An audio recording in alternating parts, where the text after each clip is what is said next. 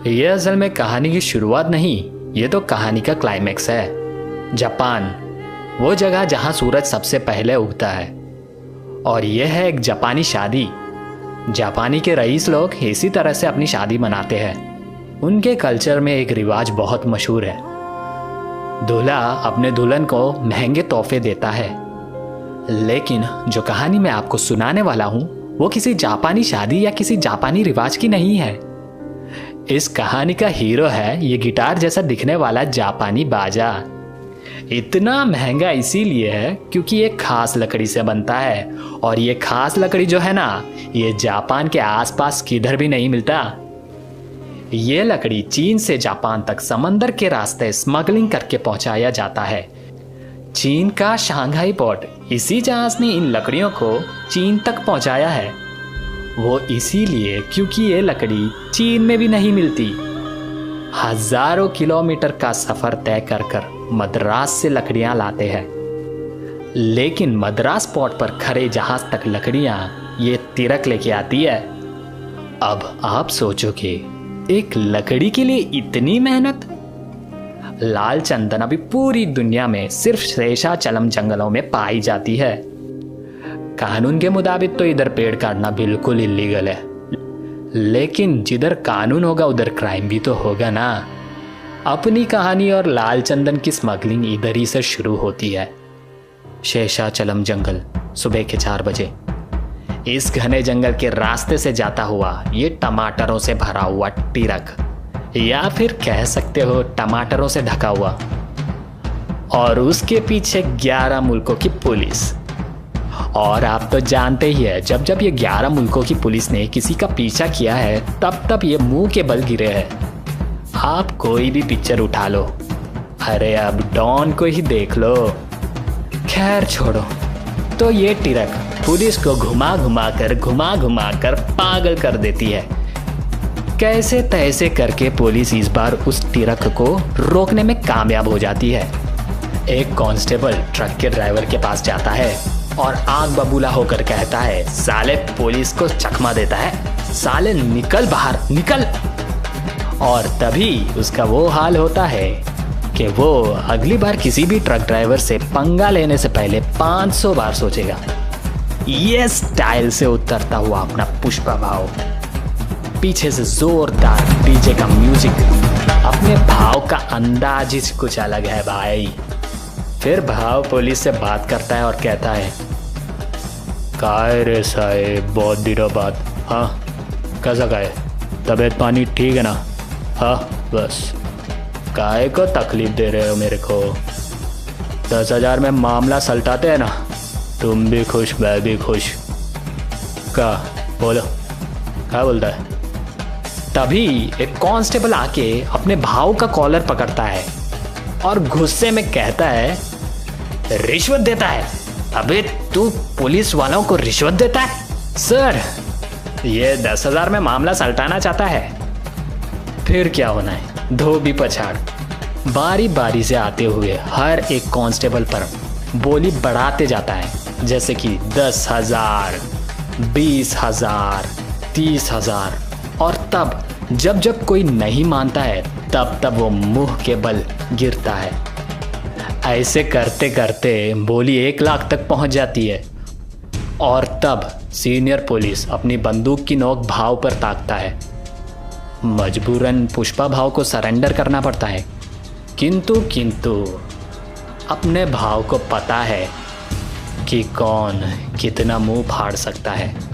Police jeep में police station जाते वक्त पुष्पा भाव ने पुलिस से कुछ ऐसा कहा, तुम्हें क्या लगा पूरी मंडली को 1 लाख दे रहा हूँ, अब एक आदमी का 1 लाख। तभी सीनियर इंस्पेक्टर जोरों से ब्रेक लगाता है और भाव को ऐसा देखता है जैसे कि उसके पैरों तले ज़मीन खिसक गई हो। जाते जाते सीनियर इंस्पेक्टर पूछता है, ए भाई कहाँ से आया है, नाम तो बता। तभी भाव बोलता है, पुष्पा, नाम याद मत रखना। ये सब तब की बात है जब भाव काफ़ी हद तक अपने पैर चंदन स्मगलिंग के धंधे में जमा चुका था। 1 साल पहले अपना भाव लकड़ियों के मिल में काम किया करता था। एक रोज़ काम की जगह पर जब भाव का चाय पीने का वक्त हुआ तब कुर्सी पर भाव टांग पे टांग डाले हुए चाय की चुस्की लेते हैं। मेरा मालिक जो उस कारखाने का भी मालिक है, हम उस दिन का हिसाब किताब करने कारखाने पहुंचे और मैं देखता हूं कि भाव बिना कोई अदब के बड़े निडर से चाय की चुस्की ले रहे हैं। देखो, आपको तो पता ही है, जब आपका मालिक आपके सामने आता है तो उसकी इज्जत करनी चाहिए, लेकिन भाव के तो अलग ही तेवर थे। मालिक कारखाने में घुसते हुए ही मैनेजर को डांट दिया, ये कहते हुए कि कौन है वो गधा जो पैर पे पैर रखे बैठा है। और तभी मैनेजर बाहर आकर तुरंत समझाने लगता है और उसी वक्त मैं खड़ा हक्का बक्का हो जाता हूं। मैनेजर भाव को समझाता है, ये क्या कर रहा है तू? पैर पे पैर रखे बैठा है, मालिक भड़क रहे हैं, कुछ तो इज्जत कर। तभी पुष्पा भाव कहते हैं, काय रे, ये अपन का पैर है, ये दूसरा वाला भी अपन का पैर है, तो उसकी लुंगी में काय को मिर्ची लग रही है? उसको बोल काम देख, टांग मत देख। मेरे को काम के पैसे देता है क्या इज्जत देने के? तभी मैनेजर कहता है, यहाँ रहना है तो तमीज से रहना होगा, तेरी मनमानी यहाँ नहीं चलेगी। फिर पुष्पा भाव बोलता है, ऐसा का है तो मैं तो नहीं बदलने वाला, नौकरीज बदल डालता हूँ। भाव का जवाब सुन के मैं तो हैरान हो गया। चल दिहाड़ी का हिसाब कर दे, अपने हक का इतना ही है, समझा? ये बचा हुआ मालिक को दे डाल, उसको बोल मार्केट से इज्जत खरीद के माथे पे चिपका ले। फिर मैनेजर बोलता है, ये अकड़ इसे बर्बाद करेगी या एक दिन ये पूरी दुनिया पे राज करेगा। तू उसके पीछे कहाँ जा रहा है? तब मैंने मैनेजर से कहा, मेरे को भी मालिक बदलने का है। इसकी बातों ने मेरा दिल जीत लिया और उसी दिन से मैंने भाव के नक्शे कदम पर चलना शुरू कर दिया। भाव बड़े आराम से विश्राम कर रहे हैं। दुनिया में क्या चल रहा है इन्हें कोई फर्क नहीं पड़ता और घर के बाहर धमकी देता हुआ वसूली भाई, यही है गरीब की जिंदगी।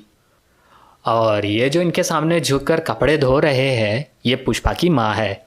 ये अभी वसूली से कर्जा चुकाने के लिए और 1 महीने की मोहलत मांग रही है और मैं बाहर खड़ा भाव को देखता हूँ जो अपनी नींद पूरी करके बाहर आ रहे हैं। तभी एक बुढ़िया आके वसूली को समझाने की कोशिश करती है, कहती है, इसका पति नहीं है रे। तो वसूली कहता है, ये गधा क्यों पाल के रखा है, इतना हट्टा कट्टा तो है, साला काम दाम छोड़कर घर पे बैठा है। तब पुष्पा की माँ पुष्पा से पूछती है, क्या तूने मिल का काम छोड़ दिया? घर का खर्चा कैसा चलेगा? वगैरह वगैरह। भाव की एक और बात, उधारी तो अपने सर पर नहीं रखते, कभी ना कभी तो चुका ही देते हैं, लेकिन जो चुकाने का अंदाज होता है वो पुष्पा के स्टाइल में होता है। भाव अपने घर के भैंसों को बेचकर कर्जे की रकम इकट्ठा करते हैं। उसके बाद अगले दिन वसूली आता है, तब पुष्पा का शो शुरू होता है। भाव बोलता है, तेरा हिसाब तो सलट गया रे, पर मेरे हिसाब का क्या? तो वसूली पूछता है, कौन सा हिसाब बे? जब कर्जा लिया था तो पूरे गांव में जाके बुराई की थी, अब चुका दिया तो चल तारीफ कर। तो वसूली कहता है, ऐसा क्या? गणेश सुरेश पुष्पा ने पैसे लौटा दिए, हिसाब बराबर। फिर भाव बोलता है, अबे कल जो लोग जमा थे वो इधर है क्या? उनके घर कौन जाएगा बे? गनिया, कल सबके नाम का हाजिरी लगाया था ना? फिर गनिया बोलता है, टोटल 120 बंदे थे, अमर तेजा, चिन्नम्मा, चालापति। वसूली फिर हैरानी से कहता है, रुक, क्या बात करता है? इन सबके भी घर जाना पड़ेगा क्या? पागल है क्या? फिर पुष्पा भाव उसकी खाल उधेड़कर उसको हर एक घर में लेके जा। एक शाम जब दिहाड़ी मजदूर अपने काम के लिए जाने को तैयार हो रहे थे, तब भाव ने मुझसे पूछा, ये 100 रुपये वाले और 1000 रुपये वाले काम में फ़र्क क्या है? तो मैंने कहा, 100 वाला काम करेगा तो कायदे में रहेगा, 1000 वाला काम करेगा तो फ़ायदे में रहेगा, पर पुलिस कभी भी उठाकर ले जा सकती है। तो आपको क्या लगता है भाव ने कौन सा काम चुना होगा? जी हाँ, पुष्पा भाव ने चुना 1000 रुपये वाला काम।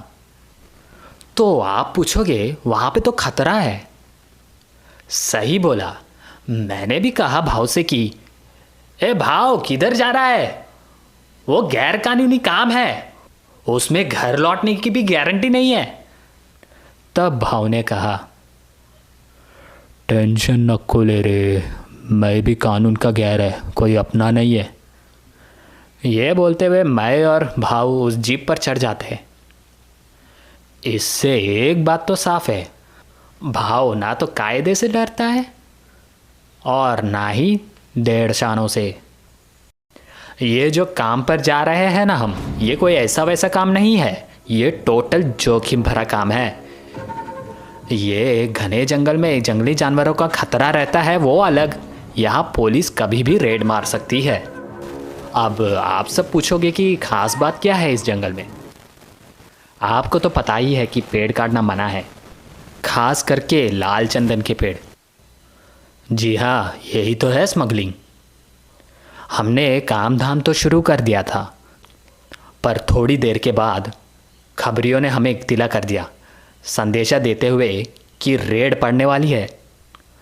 तभी सब मजदूर डर के मारे इधर उधर भागने लगे।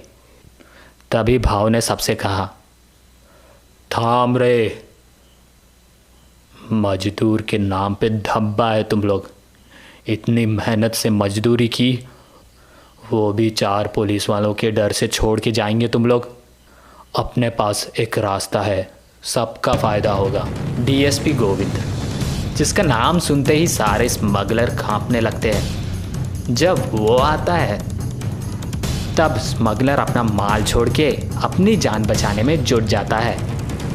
पेड़ काटने और चेकपोस्ट से माल निकालने का काम तभी हो सकता है जब गोविंद सो रहा हो। कैसे तैसे करके पुलिस हम तक पहुंच ही जाती है। तभी एक कांस्टेबल पूछता है क्या रे, क्या कर रहे हो तुम लोग यहाँ। तब हम में से एक मजदूर बोलता है क्या साहब, दिखाई नहीं देता है क्या, बकरियां चरा रहे हैं। तो फिर बकरियां है किधर। जंगल की दूसरी तरफ गई है चरने के लिए। तभी डीएसपी पूछता है भाव को शक की नज़र से देखते हुए, यहाँ बकरी चराने आया है तो कुल्हाड़ी का क्या काम है। तभी पुष्पा भाव जवाब देते हैं ये तभी काम आएगी साहेब जब बकरी का शिकार करने कोई शेर आएगा।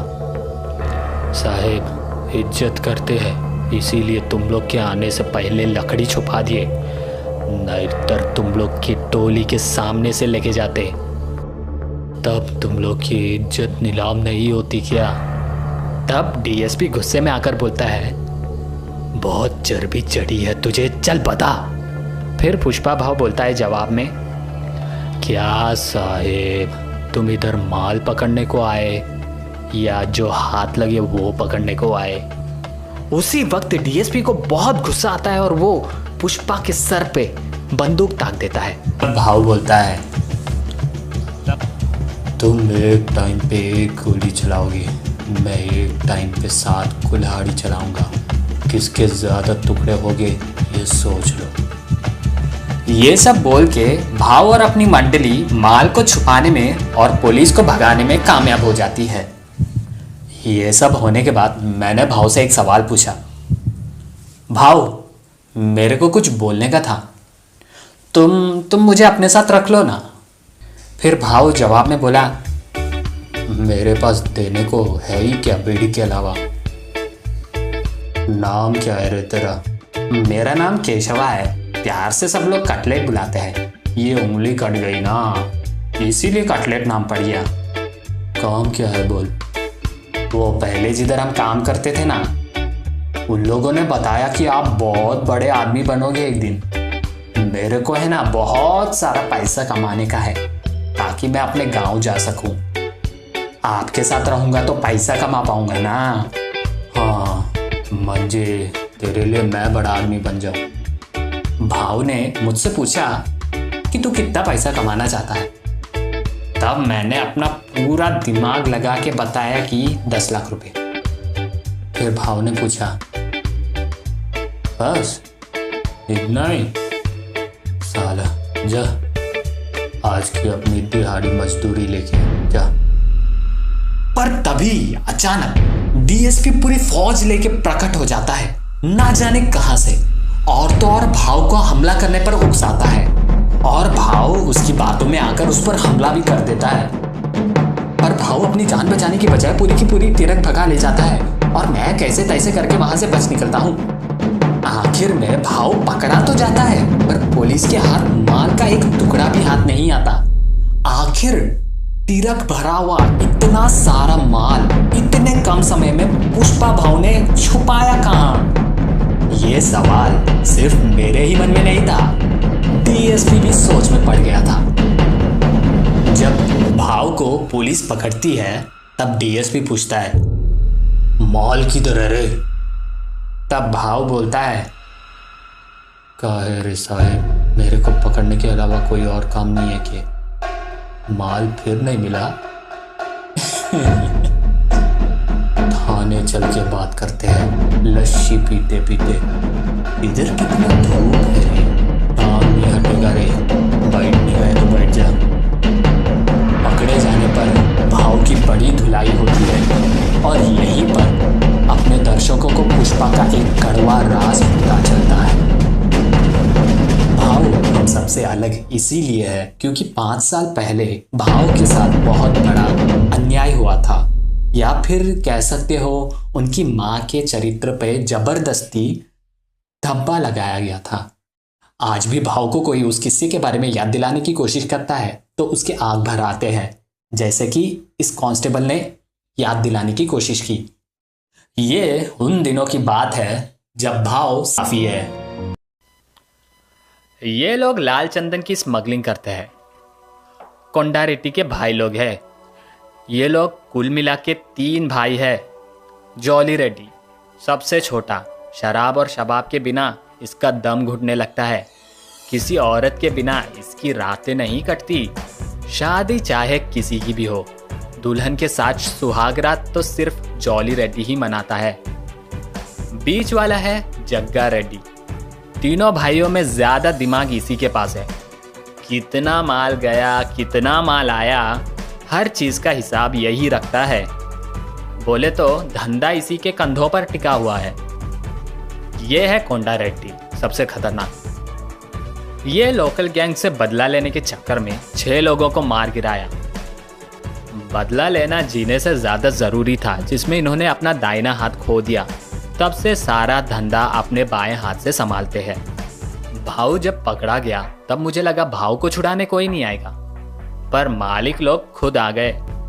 अब मुझे लगने लगा है पुष्पा भाव बहुत ऊंची चीज है। जग्गा रेड्डी ने भाव की बड़ी तारीफ की कि इतनी मार खाने के बावजूद भी उसने माल किधर छुपाया है किसी को कुछ भी नहीं बताया। भाव फिर बात बात में अपने फायदे की बात करता है। भाव बोलता है, जितना मांगूंगा दे नहीं पाओगी। लेकिन जग्गा रेड्डी को पैसे से ज्यादा अपना माल प्यारा था। फिर क्या, भाव ने बोला, चलो फिर तुम्हारे लिए 5 लाख। जग्गा रेड्डी के साथ साथ मेरी भी आंखें फटी की फटी रह गई। जग्गा रेड्डी सौदे के लिए मंजूर हो जाता है और बात बात में पुष्पा भाव अपनी रिहाई का बंदोबस्त भी करवा लेते हैं जग्गा रेड्डी से। जग्गा रेड्डी माल के लिए भाव की कोई भी बात मानने को तैयार था। फिर भाव, मैं और दोनों भाई लोग उस जगह पे पहुंचे जिस जगह पे भाव ने माल छुपा के रखा था। जॉली रेड्डी कार से उतरते ही पूछता है, यहाँ तो सब खाली खाली है, फिर इसने माल किधर छुपाया है? फिर मैंने भाव से पूछा, माल किधर गया? गलती से कहीं कुएं में तो नहीं गिर गया? फिर जग्गा रेड्डी का एक आदमी बोलता है, अबे ये क्या किया? लकड़ियों के साथ साथ पूरी की पूरी लॉरी डुबा दी तूने। उसके बाद हमें हमारे पैसे मिल गए और भाव रिहा भी हो गया। जब हम जग्गा रेड्डी के गाड़ी में वापस जाने के लिए गाड़ी के पास आए तो जॉली रेड्डी ने कहा, अंदर कहाँ बैठ रहा है? नदी पार करने के बाद नैया और एक रात की छमिया मेरे किसी काम की नहीं है। भाव को 20 की पत्ती थमा कर कहता है, ऑटो से आ जाओ। भाव ने उस गाड़ी को जाते हुए देखकर मुझसे पूछा, ये गाड़ी कितनी की आती होगी? 5 लाख में आ जाएगी भाव। जमाइला 5 लाख रुपया, ये महंगाई कब बढ़ी ना। फिर भाव मुझसे कहते हैं, जा एक खरीद के लेके आ। मैं हैरानी से पूछा, क्या भाव? भाव बोला फिर, जब पास में एक कौड़ी नहीं थी तो कार में आए थे, अब पास में तब पैसा है तो पैदल जाएंगे तो अच्छा लगेगा क्या? भाव को मैंने बहुत समझाने की कोशिश की। भाव ये तू क्या कह रहा है? गाड़ी खरीद ली तो सारा पैसा उसमें घुस जाएगा, हम लोग फिर से गरीब हो जाएंगे, फिर दोबारा हमें मजदूरी करनी पड़ेगी। गाड़ी में बैठ के मजदूरी करने जाएंगे क्या? केशवा, मैं यहाँ आया था गाड़ी में बैठ के, अब जाऊंगा भी गाड़ी में ही, वरना यहाँ से मैं हिलने नहीं वाला। इज्जत का सवाल है, झुकूंगा नहीं। भाव कार खरीद लेता है और मुझे उसका ड्राइवर बना देता है। पहले कार लेकर अपनी माँ के पास जाता है और माँ पूछती है, इतनी महंगी गाड़ी आखिर है किसकी? तब भाव जवाब देता है, पार्वती देवी की। अपनी माँ को गाड़ी में बैठाकर भाव माँ को पूरा गांव घुमाता है, और तो और भाव अपना रुतबा दिखाने के लिए गाड़ी उसके घर के सामने घुमाता है, जिसने भाव को नाजायज और गरीब बोला था। एक रोज जग्गा रेड्डी ने काम के वास्ते हमें उसके अड्डे पर बुलाया। बाकी मजदूर वहीं पे पहले से मौजूद थे। मैंने भाव से कहा, भाव इधर बैठो, अपनी औकात हो गई है इधर बैठने की। भाव तब बीच मना कर देता है और कहता है, नहीं बैठेगा, अभी वो कोंडा रेड्डी आएगा तो फिर से खड़ा होना पड़ेगा, इतनी इज्जत उसको काय को देने का। तभी कोंडा रेड्डी आता है और हम सब खड़े हो जाते हैं। कोंडा रेड्डी उन मजदूरों की पिटाई करता है हम सबके सामने, जिनके हाथ से माल पकड़ा जा चुका था। और मजदूरों का कहना था कि डीएसपी की वजह से माल चेकपोस्ट पार करवाना बहुत मुश्किल है। तभी अपना भाव बीच में बोलता है, नाचना ना आए तो गाने को खराब नहीं बोलने का, गोविंद को काय को इतना भाव दे रहे हो? ये बोलो कर नहीं पाया। कोंडा रेड्डी भाव से पूछता है, कौन है बे तू? फिर जग्गा बीच में बोलता है कोंडा को कि ये वही आदमी है जिसकी हमने बेल करवाई है। फिर कोंडा रेड्डी बोलता है, हमारा माल और हम ही से पैसा वसूला? माल कहाँ है ये बताने के 5 लाख नहीं थे, तुम्हारे भाइयों को पुलिस के फटकों से बचाने के 5 लाख थे। इतना बड़ा आदमी और इतना नहीं समझता। फिर जॉली अपने भाव को चुनौती देता है, कहता है पुलिस के खोखले डंडे खाना कोई बड़ी बात नहीं है, अगर माल उनसे बचाकर पार करवाने का दम है तो बता। फिर भाव बोलता है, माल निकलवाने के लिए दम की क्या जरूरत है, खाली दिमाग चाहिए। हाँ भाव, ये अपने पंटर लोग क्या करते हैं, माल के ऊपर इधर उधर ऐसे टमाटर कांदा छोड़ देते हैं, एक टमाटर सरका नहीं के माल सामने, तो फिर पुलिस क्या, बिल्डिंग का कामचोर वॉचमैन भी उसको आसानी से पकड़ लेगा। माल निकलवाने का आइडिया अपन के पास है, तुम बोलने बोलोगे तो मैं मना नहीं करेगा। फिर जॉली रेड्डी अपने भाव का मजाक उड़ाता है, कहता है, सुन लो, अभी 2 टके का मजदूर हमें समझाएगा कि धंधा कैसे करना है। हाँ बोल मुन्ना, बोल बोल। फिर भाव बोलता है, अरे अचार बांट रहा हूँ क्या, पूरे गांव में बताऊँ? आइडिया है भाई, तुमको ही बताऊंगा मैं। फिर जॉली की जल जाती है। जॉली कहता है, क्या रे, तू हमें अपने इशारों पे नचाएगा? तभी अपना भाव वो फुल प्रूफ प्लान के बारे में कोंडा से डिस्कस करता है, और फिर क्या होना है, भाव का आइडिया काम कर जाता है। डीएसपी को भनक तक नहीं लगती कि उसके नाक के नीचे से माल ले जाया जा रहा है। फिर कोंडा रेड्डी मुझे और भाव को अपने अड्डे पर बुलाता है और जग्गा से कहता है, अरे इसे कहाँ छुपा कर रखा था, चल अब काम तो पूरा पुष्पा को सौंप दे और तू भी साथ रहना, ठीक है ना। तभी भाव बोलता है, मेरे साथ कोई भी नहीं रहेगा तो भी मैं संभाल लेगा, पहले ये बोलो माल कितना मिलेगा। तभी जग्गा रेड्डी बोलता है, रेट फिक्स है 1 करोड़ पे 5 लाख, ठीक है ना। जब उसके बाद भाव ने जो बोला ना, मैं तो हैरान रह गया। मैं क्या, मेरा तो छोड़ो, जग्गा और कोंडा रेड्डी भी हैरान रह गए। भाव ने कुछ ऐसा कहा, 5 लाख तो नहीं चाहिए, पर मेरे को माल में से 4% चाहिए। फिर कोंडा रेड्डी ने बोला,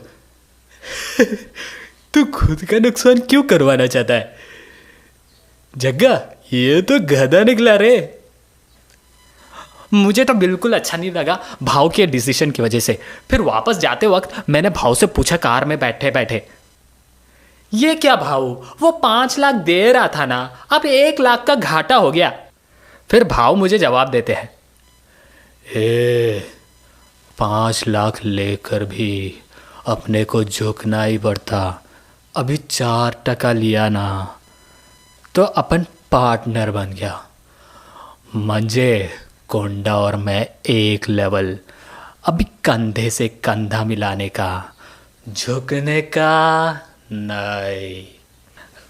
कभी कभी तो लगता है तू लोमड़ी है भाऊ। मुझे हमेशा से यही लगता था कि भाऊ बहुत हार्ड और कड़क है, जैसे कि ना तो टूटते हैं ना तो फूटते हैं और ना ही झुकते हैं। पर एक रोज़ जब हम काम पर थे और एक गांव से गुजर रहे थे, भाव की नज़र एक लड़की पर पड़ी।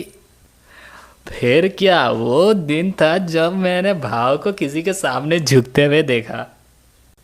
मुझे बिल्कुल पता नहीं था कि भाव का दिल भी इतना नरम भी है। ये तो वही बात हो गई ना, जैसे नारियल की तरह बाहर से एकदम कड़क और अंदर से एकदम नरम। उस दिन से बाय गॉड मेरा जीना तो हराम हो गया।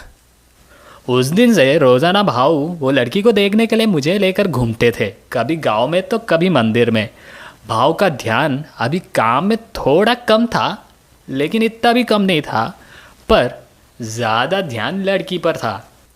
भाव को उस लड़की को देखने में इतनी शर्म आती थी कि वो हमेशा मुझसे पूछते थे, केशवा उसने देखा क्या, केशवा उसने देखा क्या, बताना, ये बताना। ऐसा लगा कि मैं पुष्पा भाव की आंख बन चुका हूँ। जब मैं मुस्कुराते हुए कहता कि उसने आपको नहीं देखा, तो भाव मेरी टांग खींचने लगते थे। और दूसरी तरफ लड़की भाव देने का नाम ही नहीं ले रही थी। फिर भी भाव उसके पीछे पागलों की तरह पड़ गया था।